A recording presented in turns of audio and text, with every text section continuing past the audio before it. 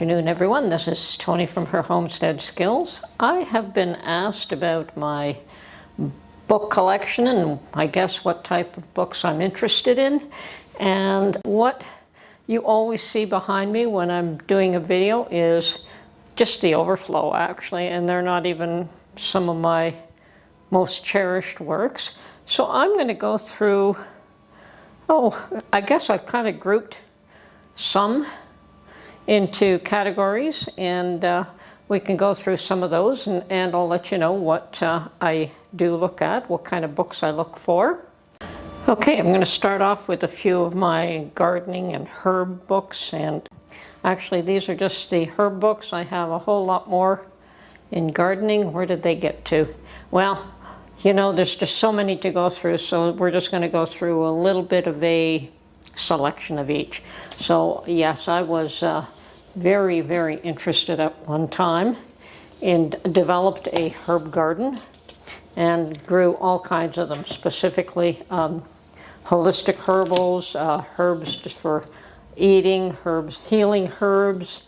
And so I developed a collection of herb books that I thought were fairly interesting.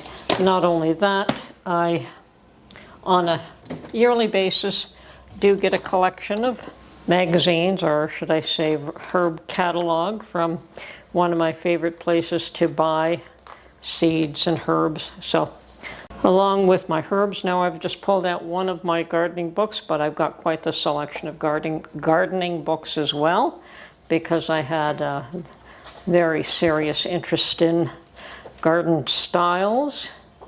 And some of these are just absolutely gorgeous, absolutely gorgeous.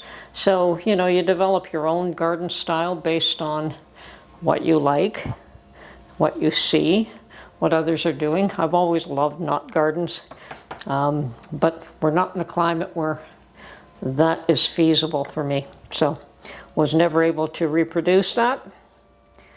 Who knows? Maybe you never know what the future brings. But I do love knot gardens, and you know, this one is a little too intricate for my taste. And I picked up this little pocket handbook of medicinal herbs. And yes, you can carry this around. And there was a time that all sorts of herbs were my greatest interest.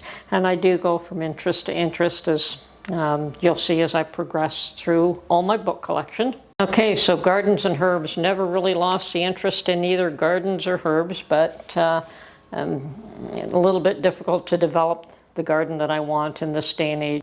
Well, a lot of gardeners are also quilters, us female ladies anyway. So I have developed, and once again, this is just a small collection of my quilt books. And I have made quite a number of quilts from this book. Let's see, which ones did I do? I made that one. And I've made the Irish chain a number of times. Love the Irish chain. And scrap quilts. I made them from silk ties. I have a small one. I didn't do this one. But yes, some beautiful quilts in this book. So, also country projects. Actually, I did make this quilt as well. I'm not much of a hand piecer, but I did try. I'm more of a machine quilter. But yeah, my selection of quilt books, and like I said, these are just a small selection of what I have, but this is one of my favorite ones. I did make basket quilts as well. And then of course there's this little book on various quilt blocks. So, very interesting. Okay, spent 10 years being obsessed with making quilts, and that I kind of got burned out. I don't make quilts anymore. I still have a nice selection of them stashed away, but I don't make quilts anymore. Perhaps someday in the future I will, but not anymore, not right now. Okay, and of course, in this day and age, everyone knows that I'm into canning and preserving foods in numerous ways. And of course, on everyone's shelf is the Ball Book of Canning. This is the Canadian version. Bernardin is just the Canadian branding for the same thing. So this is exactly the same book as the Ball Book of Canning, only in Canadian branded. So, and just recently I did a video where I did pick up this Depression Times cookbook, which I found was not really Depression cookbook. It was more cooking from scratch, which most of us do. I have a very old Betty Crocker's cookbook. The binding is coming apart. I think I bought this like 40, 50 years ago, and still interesting on occasion. You know, you find some interesting things in it. Mark likes to use my poultry. You know, I bought this, it was a set, but I never did finish buying the whole set. But he likes to use this to determine how long to cook a turkey. You know, so always asks for this book every time that we make a turkey. So we keep, still useful. And my daughter got me a bunch of these. I don't know where she got them from, but very detailed, beautiful pastry type cookbooks. And I've got quite a number of them from her. But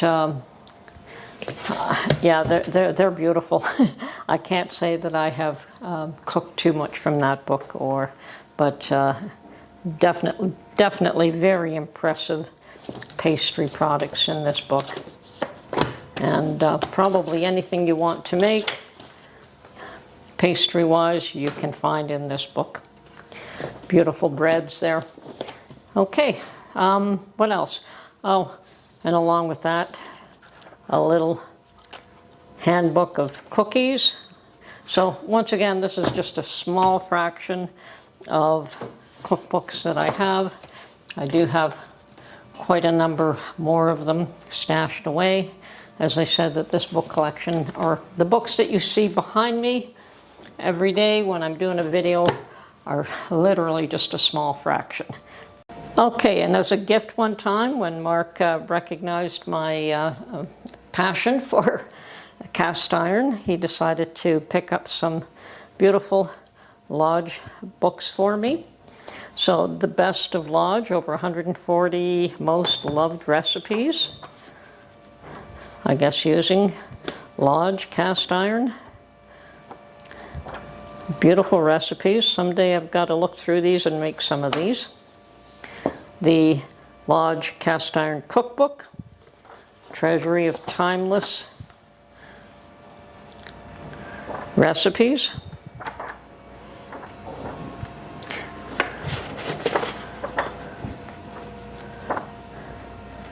Cooking outdoors, it might be interesting for me to try that someday. But yeah. And I saw this, Manny's catfish cakes. That might be something very interesting to make. You know, Mark has gone fishing for catfish in the past, so that's something to keep in mind. And of course, the third one that he picked up, I mean, he bought these all for me at the same time. And this one is the Lodge Cookbook of Dutch Oven Cooking. So breads and things of that nature, pies, things that you'd make, and of course your loaf pans. So anything that you make in a Dutch oven. So, very nice. Beautiful books. Okay, and now to go through some of my most treasured.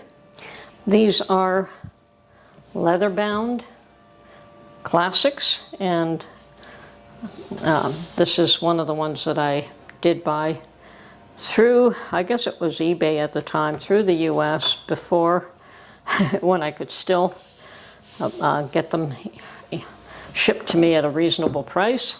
And this is a copy of the Decameron. So virtually what this was during the plague, a group of people went off into the countryside trying to avoid it, and they told each other all kinds of stories. And they're all short stories. And I've read quite a few of them, not every single one of them. But this was a classic that I guess people of my age are very much aware of. This is also another Harvard classic, and it's called I Promessi Sposi, which means the betrothed. And this is just a novel, but it is a lovely novel. And once again, the beautiful quality of these books is unsurpassed. I mean, if I could afford the whole collection from Eastman Press, I think when I started to buy these and I looked at the collection, they were probably about $2,500 that you could pick up the whole collection for. Today, I would suspect you're looking at anywhere between $5,000 and $10,000 for a set of these books. I also picked up a copy of the Essays of Francis Bacon. Once again, beautiful leather-bound books. This one is also by Easton Press. And like they're once again beautifully made books. So I do have a small collection of. Some of these were not in the best of shape. They were used, but they're still lovely. This is St. Augustine of Hippo. Once again, an Easton Press book. This one was in great shape as well. Virgil. These are the classics. I mean, some people like the classics, others don't, but I do. Aristotle. Okay, and the Odyssey by Homer. And Shakespeare. I don't think it's a complete collection, but there's some there. Okay, so these are my treasured leather-bound books. I do have other classics, but as I said, these are my favored. Okay, I also have a lovely, it's a 3-part collection. A History of the Crusades, and this is from the Folio Society of London. So that's one. The second one is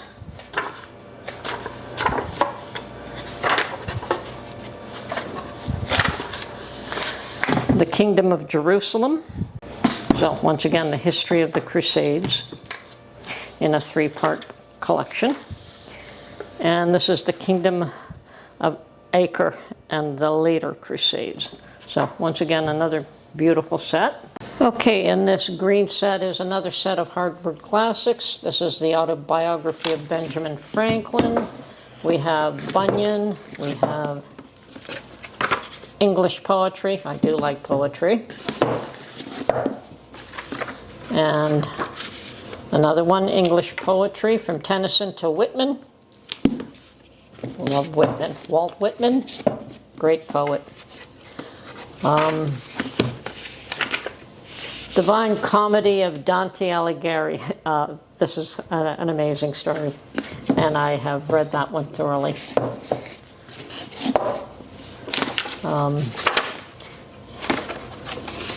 English essays.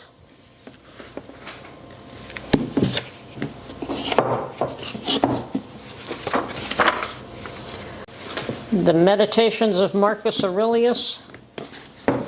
Now, in this set, there's also one interesting book that might be very interesting to some people. Okay, once again, the Odyssey of Homer.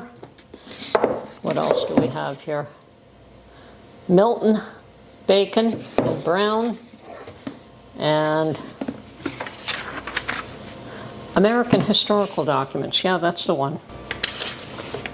The Declaration of Independence. Okay, I guess the history of the Declaration of Independence and who the framers were and who signed it. Treaty with Great Britain.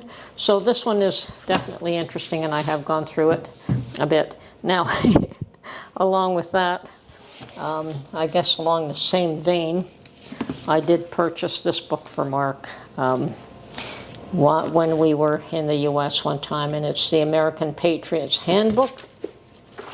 And it goes through An Experiment in Liberty. So definitely an interesting read for him. And nicely made book. And for those who might know what that is, it's the Hornaday Handbook of Cartridge Reloading, and unfortunately I've not done too much of that. Okay. I did say that I like poetry, so I have a couple of old poetry books.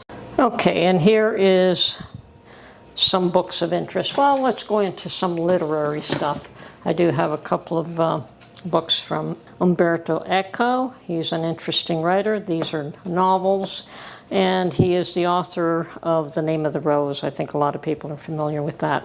Another novel writer is Christine Hanna, and she is an amazing writer in my eyes. I read this, The Nightingale. It's a sad story, but beautifully written, and I did pick up a number of the books that she has written. So I do like novels as well, and I have a whole bunch of them. Picked up the collection of Diana Gabaldon's books, and yeah, I like them better than the shows, although the shows are lovely. But writing is a little bit nicer. Yeah, Christine Hanna, there's another one of hers. Oh, and I found another one here of Treasury of English Poetry. Once again, a lot of these I just pick up from the thrift store. There it is, two hardcover books for $7.98. And of course it was a discount for whatever, probably buying them on a certain day. That's the way I like to buy books. Okay, so here are some of the thought-provoking and I guess interesting books. Many of you would know who Henry David Thoreau is. Some people do, some people don't. One of his famous lines is, our lives are frittered away by detail, simplify, simplify. Anyway, Thoreau went to live in the woods by Walden Pond for a period of 2 years, and this is, he documented how he tried to live very, very, very simply during that period. Always found that interesting. I read this book as a child, actually. The Seven Pillars of Wisdom. Some people know who E.T. Lawrence is, and some might know him just from the movie Lawrence of Arabia. That's who he is. He wrote this book after he returned to England. Okay. A book on Leonardo da Vinci, which I found quite interesting. Beautifully done, so picked that one up.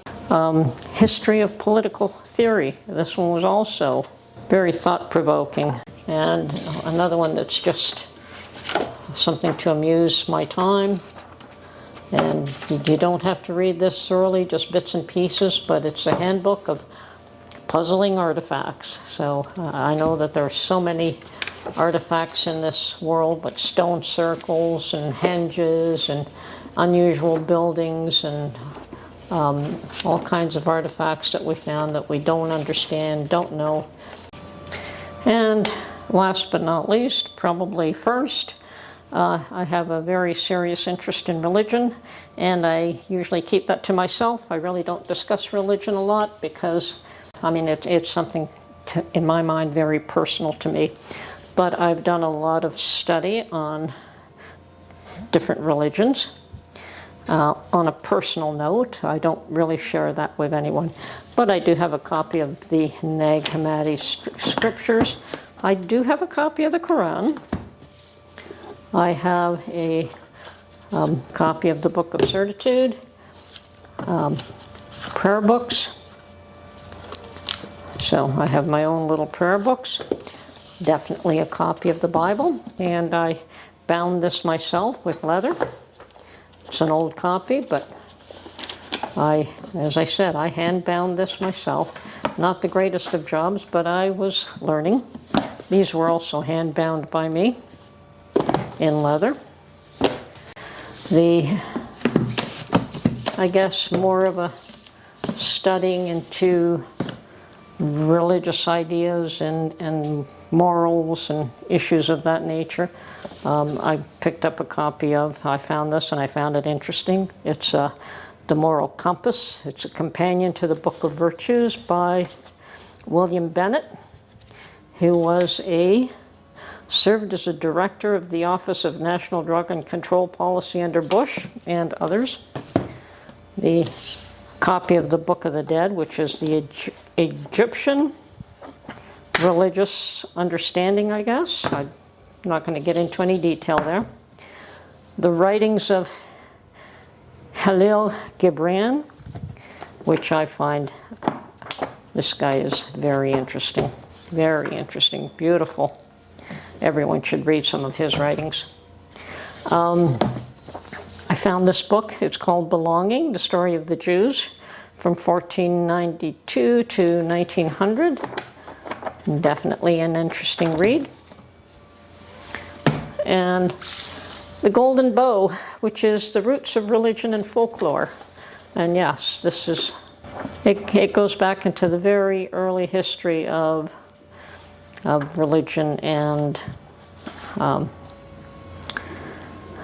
Greek religion, Roman religion. If I haven't bored you to death, there it is. And now to put all of these away. I hope you found this interesting. This is Tony from Her Homestead Skills, and we'll talk to you soon. Bye for now.